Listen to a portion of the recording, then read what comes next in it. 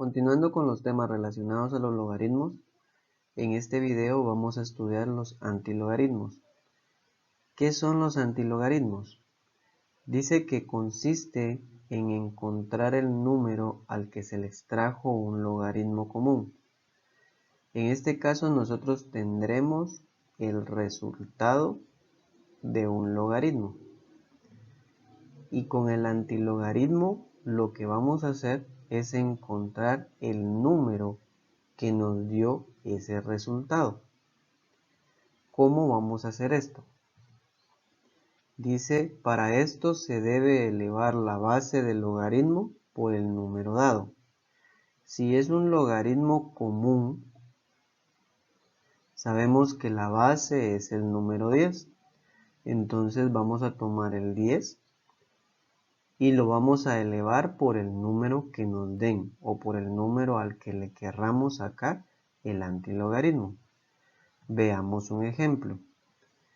Este dice así: Carlos tiene en su cuaderno 2.45, pero se le olvidó el número al que le sacó el logaritmo para que diera ese resultado. ¿Podría ayudar a Carlos? Resulta que Carlos tiene el resultado de extraer un logaritmo, que es 2.45, pero se le olvidó el número que colocó en la calculadora para sacar ese logaritmo. Para esto vamos a calcular el antilogaritmo del número que nos dieron, que es 2.45. ¿Cómo lo vamos a hacer? Vamos a colocar el 10, que es la base, y el 2.45 va a ser el exponente de esa base. Luego colocamos esto en la calculadora, lo elevamos y nos va a dar como resultado 281.84. ¿Qué significa este número? Este número significa que nosotros, o en este caso Carlos, le sacó el logaritmo a 281.84 y el resultado fue 2.45. Veamos si lo hicimos bien. Para comprobar si calculamos bien el antilogaritmo, le sacamos el logaritmo al resultado que nos dio. Al calcular este logaritmo nos tiene que dar un número muy cercano al valor que nos dieron, que es 2.45. Efectivamente es un valor muy cercano. Obviamente la calculadora en algunos casos nos va a dar un poco más de decimales, pero si nos damos cuenta los primeros 3 decimales concuerdan exactamente con el número dado. Entonces este es el procedimiento para calcular el antilogaritmo de un número dado. Resolvamos algunos ejemplos que nos ayuden a entender mejor el cálculo de los antilogaritmos. Este ejemplo dice así: calcule el antilogaritmo de los siguientes números. Nos dan 1.25, 5.645 y 0.625. Lo que haremos es calcular el antilogaritmo del primer número, que es 1.25. Entonces colocamos antilog, que son las letras o los símbolos para indicar que vamos a calcular el antilogaritmo, luego el número, que es 1.25. Como lo expliqué en el ejemplo anterior, para calcular el antilogaritmo se coloca el 10, ya que es un logaritmo común, y como exponente le vamos a escribir 1.25. Al elevar esto nos da como resultado 17.78. Quiere decir que para que el resultado en mi calculadora me dé 1.25 al momento de sacar un logaritmo, yo debo de escribir 17.78. Hagamos el segundo. Vamos a escribir antilogaritmo de 5.645. Colocamos el 10, que es la base, y como exponente colocamos 5.645. Esto nos da como resultado 441.570.45. Si nosotros le sacamos el logaritmo a esta cantidad, nos da como resultado en la calculadora 5.645. Y por último, vamos a calcular el antilogaritmo de 0.625. Colocamos el 10, que es la base, y como exponente 0.625. Al elevarlo nos da como resultado 4.22.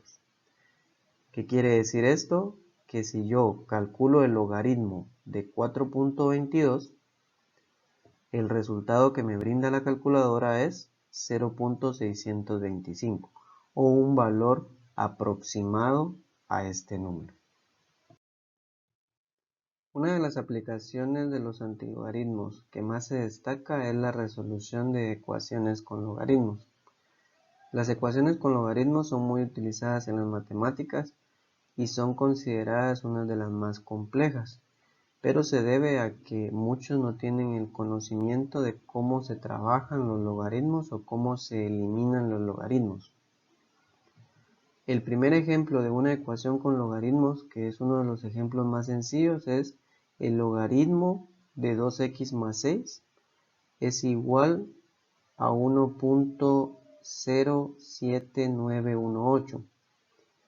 Para poder resolver este tipo de ecuaciones, debemos de tener logaritmo en ambos miembros de la ecuación.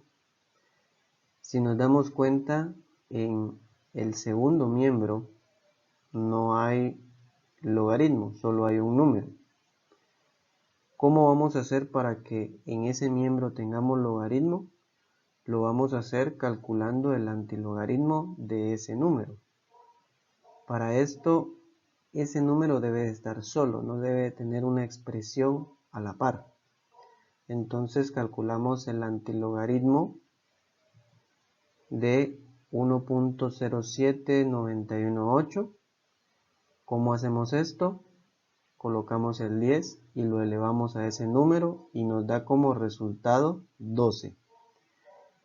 Quiere decir que el 12 fue el número al que le sacaron el logaritmo para tener el resultado que está en la ecuación. ¿Qué vamos a hacer? En lugar de 1.07918 vamos a escribir logaritmo de 12, que fue el número que nos dio el antilogaritmo. Ya que tenemos logaritmo en los dos miembros, podemos eliminar el logaritmo y dejar la expresión sin ellos. Entonces aquí podemos eliminar esto y nos quedaría 2x más 6 es igual a 12.